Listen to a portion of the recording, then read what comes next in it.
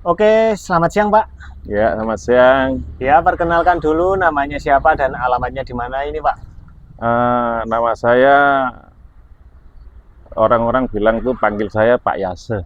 Pak Yase, Pak Yase bisa dibilang Pak Cacing. Pak Cacing. Banyak orang manggil seperti itu. Hmm?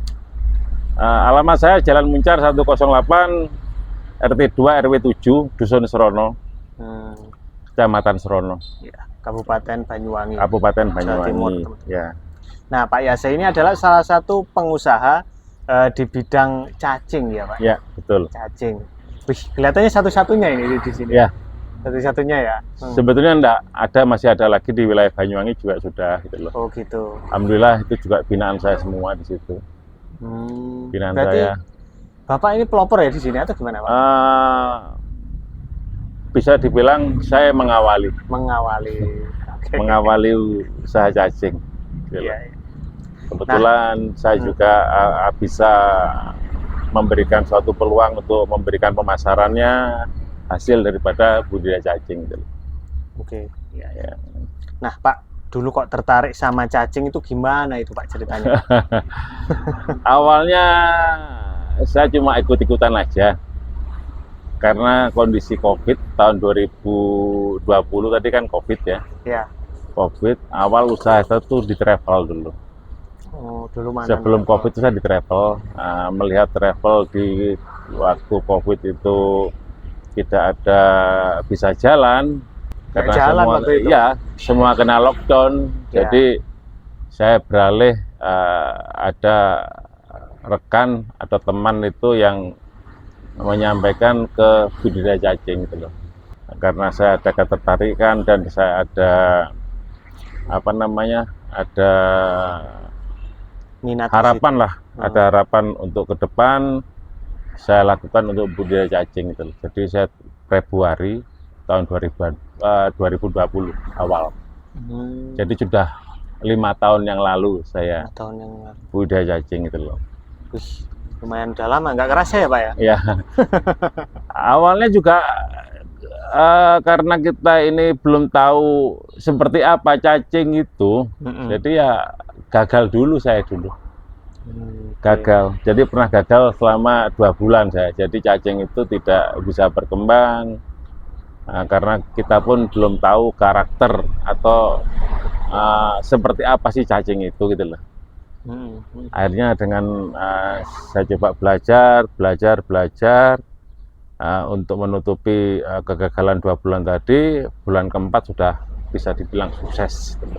Oh gitu. Bulan keempat. Jadi 2 bulan awal gagal karena memang ini penyebabnya. Oh, tidak ada atap. Kita dulu mengikuti metode apa yang disampaikan dari Malang gitu loh. Oke. Ya, jadi setelah kita rubah mindsetnya, sistemnya, cara kita berbudidaya cacing, ya semua bisa terkendali dan bisa menghasilkan gitu loh. Iya. Oh ya, karena kan di Malang suhunya lebih cenderung dingin ya Pak? Ya, jadi kalau di Malang itu media lebih dingin daripada suhu ruang, suhu luar. Oh gitu. Ya, sedangkan cacing sendiri lebih suka di suhu yang lebih dingin, antara 16 sampai 26 derajat gitu. 16 sampai 26 derajat. Ya, jadi kalau memang cacing itu kondisi lebih dari 26, kita bagaimana caranya mensiasati atau mengatasi supaya cacing itu tetap nyaman, tetap berkembang dengan bagus, gitu aja. Gitu. Ternyata dengan kita berusaha untuk melakukan perkembangan cacing, mengatasi dengan suhu yang lebih tadi, ternyata cacing bisa berkembang dengan bagus. Itu akhirnya sudah menemukan formulanya. Ya, gitu menemukan ya, Pak, formula. Ternyata hanya masalah cuaca yang paling utama ya. Paling utama masalah cuaca, Mas. Benar. Apalagi di waktu hujan dia, suhu di luar lebih dingin, dia akan keluar. Oh gitu. Lewat air hujan tadi keluarnya itu loh. Gitu. Usaha panas di waktu panas pun begitu. Cacing akan mengeluarkan lendir yang lebih banyak untuk melindungi diri. Jadi dia lemes, lendir banyak keluar, dia akan mati begitu. Gitu cacing. Oke. Kondisi cacing seperti itu. Ya.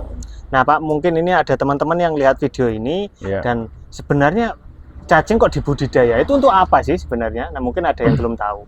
Ya.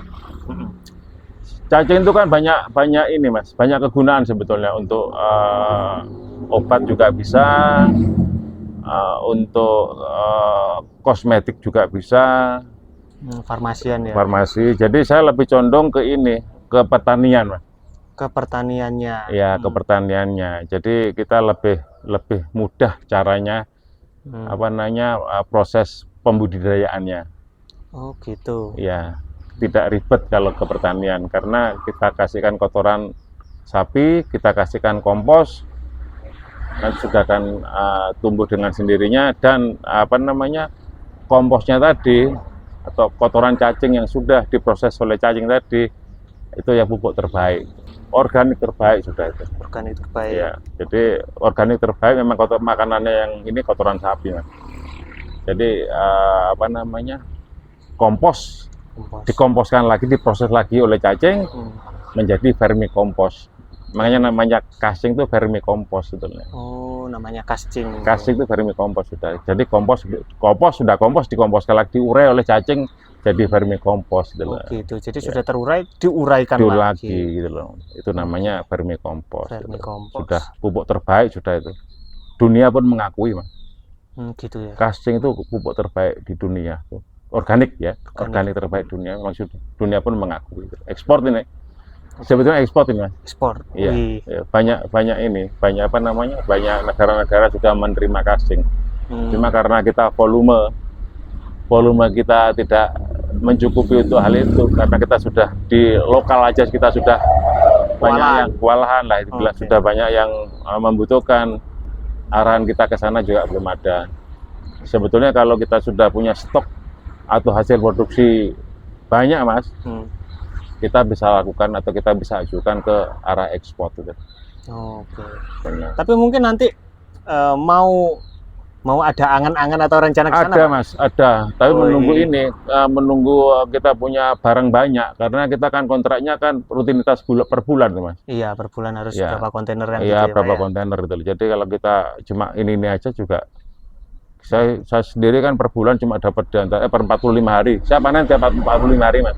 45 hari. 45 hari paling dapatnya cuma di antara 6-7 ton, ditambah yang lokasi sana di antara kurang lebih di antara 12 sampai 15 ton. Oh, gitu. Per 45 hari. Itu pun habis. Habis ya. Habis. Ini. Ya, Pak, ini tadi kan bicara cacing ya. Iya. Nah, mungkin teman-teman ini penasaran Pak, cacing yang seperti apa dan jenisnya apa yang dibudidayakan di sini? Yang saya budidayakan ini adalah cacing ANC gitu, ANC African Sword ya. Jadi di situ cacing yang sangat mudah dibudidayakan, tahan banting lah orang bilang. Tahan banting. Tahan banting. Perkembangannya sangat cepat, mudah. Boleh dicontohkan Pak? Mungkin ada contohnya. Monggo. Ini teman-teman ya. Ya. Oke. Nah, ini ya, masih ingin Mas. Jadi masih ini sudah kapan hari sudah dipanen ya. Jadi ini tinggal kita nunggu perkembangannya sini lah. Oh, seperti ini teman-teman ya. Jadi hampir mirip seperti cacing ini ya Pak ya, cacing pisang ya. Ya, ini masih anak-anak Mas, kecil-kecil masih anak-anak nih Mas. Oh, gitu. Pak, kalau casing kan kotorannya ya yang dipanen ya. Iya. Kalau cacingnya sendiri dipanen nggak di sini? Dipanen. Dipanen ya. Dipanen. Cacing ini lebih cenderung ke ini. Kalau saya arahkan ke cacing cair Mas. Oh, cacing cair. Cacing cair. Jadi cacing kita proses, kita cairkan, kita arahkan ke pertanian juga. Bisa dilakukan untuk penyemprotan, juga disiramkan ke tanaman. Iya, di sana. Jadi kalau casingnya itu untuk pupuk dasar. Pupuk dasar. Pupuk yang padat. Kalau yang cair itu untuk semprot. Untuk semprot, untuk kocor juga. Untuk kocor juga. Iya, di sana. Ada dua itu yang kita proses ini. Tapi di sini saya juga dari pemancingan sudah ini Mas. Sudah banyak ini. Iya, orang pemancingan, pakan ternak sudah sangat banyak sekali gitu loh. Jadi sudah banyak langganan lah untuk pemancingan. Satu hari itu kalau 1,5 kilo itu habis. Hampir 2 kilo untuk pemancingannya loh. Untuk pemancingan. Untuk pemancingan gitu loh. Tapi kalau untuk proses proses cair itu paling enggak dalam kita proses itu membutuhkan cacing di antara 80 kilo sampai 100 kilo. Wih, 1 kilo. gitu ya. Tercukupi juga. Tercukupi. Oke. Gitu.